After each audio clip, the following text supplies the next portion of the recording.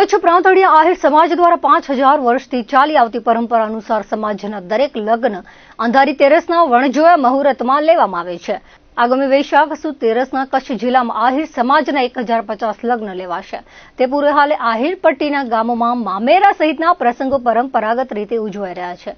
આહિર સમાજની લાખાપર, વહીના, અંજાર, સત્તાપર, પસવારિયા, લાખાપર, ટપ્પર, ગોપાલનગર, ચાંદ્રાણી, કોટડા, હીરાપર ગામોમાં લગ્નની શરણાઈ અને ઢોલ ગાજી રહ્યા છે। આહિર સમાજ પરંપરાગત પહેરવેશ સાથે લગ્નની તમામ વિધિઓમાં વ્યસ્ત બન્યો છે। આ પરંપરાગત લગ્નોમાં આહિર સમાજની ભાતીગઢ સંસ્કૃતિના દર્શન થઈ રહ્યા છે। રવિવારે તેરસના વણજોયા મુહૂર્તમાં પ્રાંથળી આહિર સમાજમાં લગ્ન લેવામાં આવશે। તે પૂર્વે જ કચ્છના સુમરાસર, ધાણેટી સહિત આહિર સમાજની બહોળી વસ્તી ધરાવતા ગામોમાં લગ્નના ઢોલ ડબૂકી રહ્યા છે। મામેરુ સહિતના પ્રસંગો સાથે અંધારી તેરસના લગ્નનો ધમધમાટ જોવા મળી રહ્યો છે।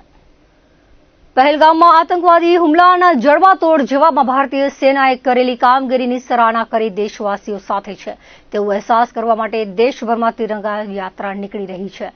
ત્યારે તાલુકાના માધાપર ગામે તમામ સંસ્થા દ્વારા તિરંગા યાત્રાનું આયોજન કરાયું હતું, જેમાં વિવિધ સંસ્થાના હોદ્દેદારો, દરેક સમાજના આગેવાનો, વિરાંગનાઓ, નાગરિક સંરક્ષણ માધાપર ગઢના સભ્યો સહિતના બહોળી સંખ્યામાં લોકો જોડાયા હતા।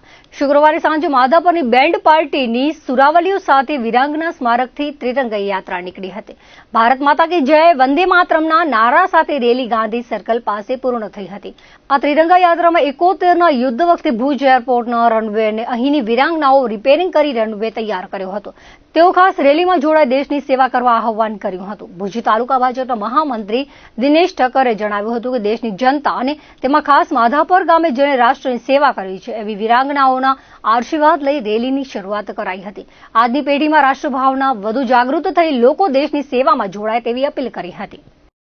પહેલગામની અંદર જે આતંકવાદીઓએ જે નિર્દોષ લોકોને હત્યા કરી હતી તેની સામે આપણા ભારતના જવાનોએ પાકિસ્તાનની અંદર જઈ ઘૂસી કરી અને જે આતંકવાદીઓને જે ઠાર માર્યા છે તેને બિરદાવવા માટે અને તેને પ્રોત્સાહિત કરવા માટે આજે માધાપરની અંદર તમામ સંસ્થાઓ દ્વારા આ તિરંગા યાત્રાનું આયોજન કરવામાં આવ્યું હતું।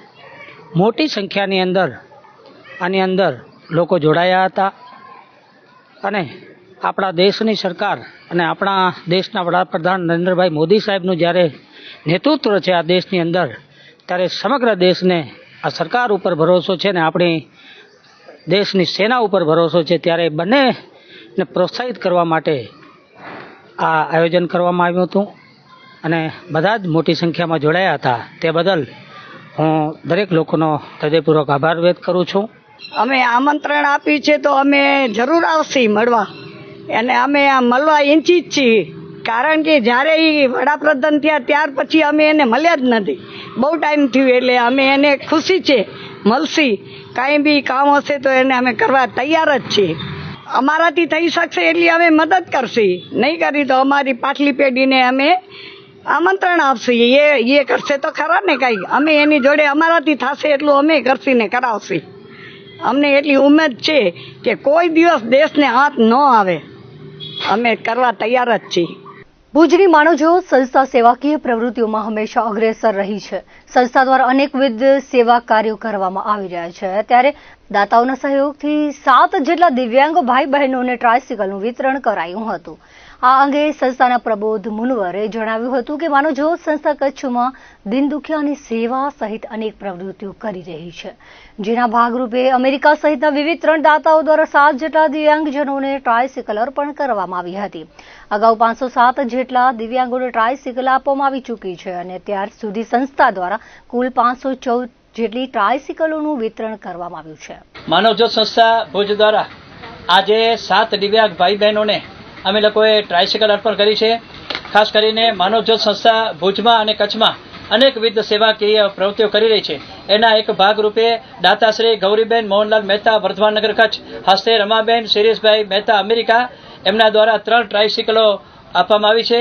તેમજ દાતાશ્રી વેલભાઈ, ધનજીભાઈ, કરશન, વરસાણી, નારાયણ પ્રકાશ, એમના દ્વારા પણ અમને 3 જેટલી ટ્રાયસિકલો અર્પણ કરવામાં આવી છે અને એક ટ્રાયસિકલ અન્ય એક સદગ્રસ્ત દાતાશ્રી તરફથી અર્પણ કરવામાં આવી છે। આવી રીતે આજે આ 3 દાતાશ્રીઓના સહયોગથી 7 જેટલા દિવ્યાંગોને ટ્રાયસિકલો અર્પણ કરવામાં આવી છે। અગાઉ માનવજ્યોત સંસ્થાએ 507 જેટલા દિવ્યાંગ ભાઈ બહેનોને ટ્રાયસિકલો અર્પણ કરી હતી.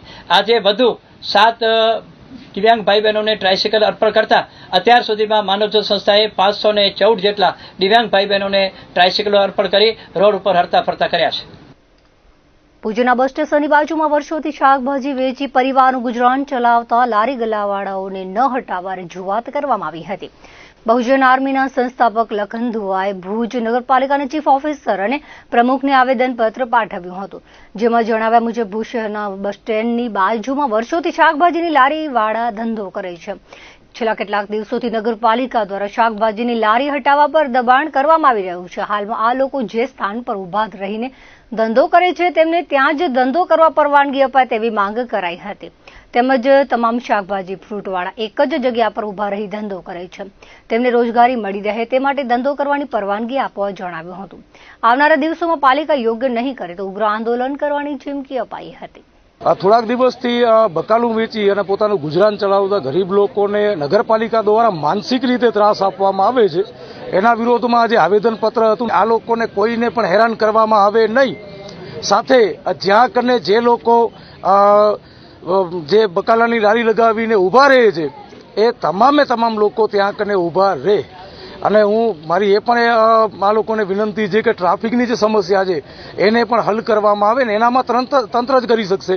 તમામ લોકોને જો જગ્યા સ્થળાંતર કરવામાં આવે તો બધાની એક સાથે અને એક જગ્યા આપવામાં આવે, જે થકી કોઈનો ધંધો વિખરાય નહીં, અથવા જે જગ્યા છે ત્યાં કને જ એ લોકોને રાખવામાં આવે, સુવિધા આપવામાં આવે. જો આવું નહીં થાય તો આથી પણ ઉગ્ર આંદોલનની ચીમકી હું 100% આપીશ અને હું આ લોકો સાથે છું. માધાપર સર્વોદય સ્પોર્ટ્સ સેન્ટરના મહિલા યોગ ગ્રુપ દ્વારા પાટણ હનુમાનજી મંદિર દ્વારા ચાલતા નિરણ કેન્દ્રની મુલાકાત લેવામાં આવી હતી. અહીં ગૌસેવાના કેન્દ્રમાં લીલા ચારા માટે 11,111નું દાન આપવામાં આવ્યું હતું. સંસ્થા દ્વારા મહિલા યોગા ગ્રુપનો આભાર માનવામાં આવ્યો હતો. ગ્રુપ દ્વારા માત્ર 16ના ટોકન ચાર્જ લઈને દરરોજ સર્વોદય સ્પોર્ટ્સ ગ્રાઉન્ડ ઉપર યોગા શીખવાડવામાં આવે છે.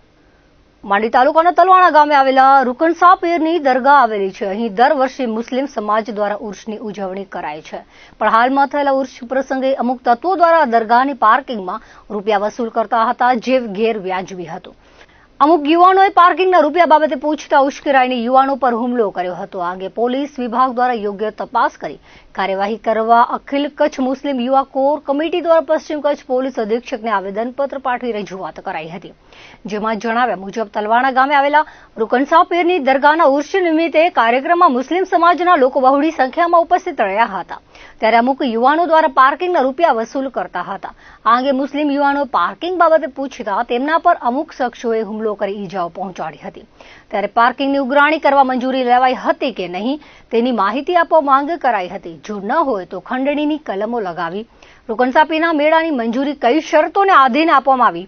ગ્રામ પંચાયતના ઠરાવમાં પાર્કિંગની જગ્યા નક્કી કરાઈ હતી તો પાર્કિંગના પૈસા કેમ વસૂલાતા હતા? જ્યારે મેળો ભરાયો હતો ત્યારે પોલીસ બંદોબસ્ત હતું. આવા કર્મી પર કાર્યવાહી થવી જોઈએ. જો યોગ્ય કાર્યવાહી નહીં કરવામાં આવે તો ગાંધીજીને માર્ગે જવાની ચીમકી ઉચ્ચારાઈ હતી. અમે એસપી સાહેબને રજૂઆત કરવા આવ્યા હતા કે માંડવી તાલુકાના તલોણા ગામે રૂકનસા પીરનો એક તારીખ 5ના મેળો યોજાયો હતો, જેમાં મુસ્લિમ સમાજના યુવાનને ઢોર માર મારી અને ત્યારબાદ એને જીકે જનરલ હોસ્પિટલમાં દાખલ કરવામાં આવ્યો હતો. તે વ્યક્તિ 7 દિવસ સુધી ત્યાં દાખલ હતો. ત્યારબાદ તેને ગંભીર ઇજાઓ આપવામાં આવી હતી, માથાના ભાગે, નાકના ભાગે અને પીઠના ભાગે. તો જે કલમો જે ઉમેરવામાં આવી છે એ કલમો ઉમેરવા માટે અમે આજે એસપી સાહેબને ત્યારથી લઈને આજ તારીખ સુધી એ રજૂઆતો કરી છે. તે છતાંય જાણે કે એક તરફી વલણ કોડાઈ પોલીસ સ્ટેશન દ્વારા કરવામાં આવ્યું છે. તેના વિરોધમાં આજે અમે અહીંયા એસપી સાહેબને રજૂઆત કરવામાં આવ્યા છીએ. ટૂંક સમયમાં જો આ કલમો ઉમેરવામાં નહીં આવે તો ગાંધી ચિંધ્યા માર્ગે જો જવાની જરૂર પડશે તો 100% જશું. તલવાણા ગામ મધ્યે રૂકનસા પીરના મેળા દરમિયાન પાર્કિંગમાં મારામારી થઈ અને લૂંટ થઈ અને ગંભીર ઈજાઓ કરવામાં એક મુસ્લિમ નવયુવાનને કરવામાં આવી. તેના માટે અમે છેલ્લા 15 દિવસથી FIRથી લઈને અત્યાર સુધી કલમો ઉમેરવામાં નથી આવે. તે માટે એસપી સાહેબને રૂબરૂ મળવા આવ્યા હતા. અમારી એસપી સાહેબને તેમજ વહીવટી તંત્રને અને પોલીસ તંત્રને વિનંતી છે કે જો આવા તત્વોને તમે ડામવામાં 50 રાખશો તો ક્યાંક ને ક્યાંક દારૂનો ધંધો વધશે અને વ્યાજનો ધંધો પણ વધશે અને અન્ય ગેર પ્રવૃત્તિઓ પણ વધશે. માટે ના છૂટકે અમારે ક્યાં રોડ ઉપર ઉતરવાનો વારો ના આવે, કારણ કે કોઈ મોટી ગંભીર વાત નથી. પણ હા, કે જે માણસને લાગ્યું છે તેને ગંભીર ઈજાઓ હતી અને એ ગંભીર ઈજાઓના કારણે આજે આપની કચેરી સમક્ષ આવી અમને ન્યાય મળવા માટે આવા ગલ્લાતલ્લા થાય છે. તે માટે આપ સાહેબને નમ્ર વિનંતી છે કે આપ સાહેબ આમાં કલમ ઉમેરી અને અસામાજિક તત્વો જે ખુલ્લેઆમ રોડ ઉપર દાદાગીરી ઉપર ઉતરે છે અને એને જો તમે ડામવાની કોશિશ નહીં કરો અને એને પ્રોત્સાહન આપશો તો ક્યાંક ને ક્યાંક આગળ વધારે પડતા ઝઘડા થવાની પૂરેપૂરી શક્યતા રહે છે. મુસ્લિમ કોર કમિટી દ્વારા જે એસપી સાહેબને આવેદનપત્ર આપ્યું, જે તલવાણા મધ્યે જે બનાવ બનેલ છે એ ગંભીર અને દુઃખદ બનાવ છે.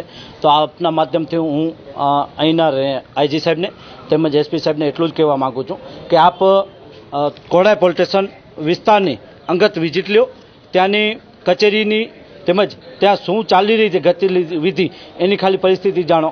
ત્યાં વેજખોરીનો ધંધો ચાલે છે, ત્યાં આત્મહત્યાઓ પણ થાય છે વ્યાજ બાબતે, ત્યાં બિદડામાં દારૂ ખુલ્લેઆમ વેચાય છે, ખનીજ ચોરી પણ ખુલ્લેઆમ થાય છે, એ લોકો ઉપર કોઈ કાર્યવાહી થતી નથી. તો આ બાબતે મારું ટૂંકમાં જ છે કે આઈજી સાહેબ અને એસપી સાહેબ આપ કોડાઈ પોલીસ સ્ટેશનની વિઝિટ લેશો એટલે સત્ય આપને જાણવા મળશે કે સત્ય હકીકત શું છે. બસ. નખત્રાણા તાલુકાના રોહા સુમરી ખાતે 7 દિવસીય શ્રીમદ ભાગવત સપ્તાહ યોજાઈ હતી. પ્રાચીન શિવાલય કલ્યાણેશ્વર મહાદેવ મંદિર અને બ્રહ્મલીન સંત મહેશગીરી મહારાજની મઢીના વિકાસ માટે શાસ્ત્રી દર્શન વેસલ પર મુખી રસપાન કરાવી રહ્યા છે. શ્રીમદ ભાગવત કથાના 3જા દિવસે કથા મંડપનો ડોમ ભરાઈ ગયો હતો, જેમાં આજુબાજુના ગામોના લોકોએ કથા શ્રવણ કરી હતી. કથા શ્રવણમાં અબડાસા ધારાસભ્ય પ્રદ્યુમનસિંહ જાડેજા ઉપસ્થિત રહીને સોફા પર નહીં પણ નીચે બેસીને કથા શ્રવણનું એક ઉદાહરણ પૂરું પાડ્યું હતું. વ્યાસપીઠથી શાસ્ત્રી દર્શને 7 દિવસની કથાના શ્રવણમાં યુવાનોને વ્યસન મુક્ત રહેવા અનુરોધ કર્યો હતો. કથામાં મુખ્ય યજમાન પરિવાર દ્વારા દાતાઓનો આભાર વ્યક્ત કરાયો હતો. સંતો મહંતો સહિત મોટી સંખ્યામાં લોકો ઉપસ્થિત રહીને કથા શ્રવણનો લાભ લઈ રહ્યા છે. આ બહુ જ એક સારી વાત કહેવાય કે બધા નાના નાના બધા ભાઈઓ ભેગા થઈ અને આપણે રમજીભાઈ બધા આજુબાજુના ગામડા બધા ભેગા મળી અને રોવાજી આજે મઢી ઉપર કથાનું આયોજન કર્યું છે. ખૂબ જ સારી વાત કહેવાય, કારણ કે આપણે હિન્દુ સમાજ આ આયોજન અવારનવાર આપણે કરવા જોઈએ. કારણ કે આજે બીજી સમાજો જે એના ધર્મનું એક જ મંદિર હોય, આપણા અનેક મંદિર, જેનાથી આપણે રહેવાનું અલગ અલગ માનતા હું અલગ મંદિરનું આપણે અલગ અલગ મગજમાં હોય, પણ કથા કીર્તન થાય તો આપણો ભાવ વધે, એકબીજાને આપણે નજીક આવીએ, તો જેના માટે જરૂર છે. અને આજે જે મહારાજશ્રીએ બહુ ઝીણવટથી અને બહુ સારી રીતે આપણે સમજી શકીએ એવડો એમનો એ ટાઈપનું આખું વલણ હોય છે, તો આપણે સારામાં સારો લાભ લઈએ અને આ કથા યાદગીરી બને એના માટે આપણે કંઈક કરવું જોઈએ. તો શું કરવું જોઈએ? એક વ્યસન મૂકવું જોઈએ. કાંઈ પણ વ્યસન હોય તો આપણે મુક્ત થઈ, તો આ કથાનું એક યાદગીરી બની જાય.